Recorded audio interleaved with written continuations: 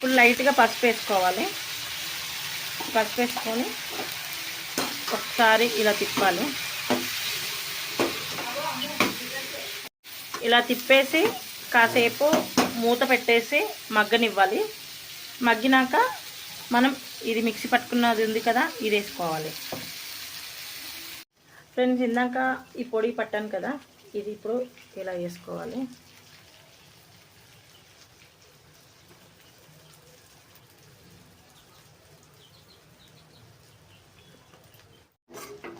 అది వేసుకున్నాక కొంచెం ఇలా కలుపుకోవాలి, అంటే ముక్కలకి పట్టాలి కదా, అందుకని.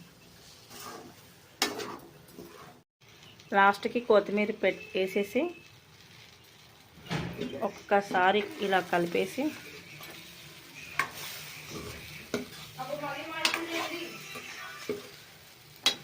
ఇప్పుడు బంద్ చేసుకో.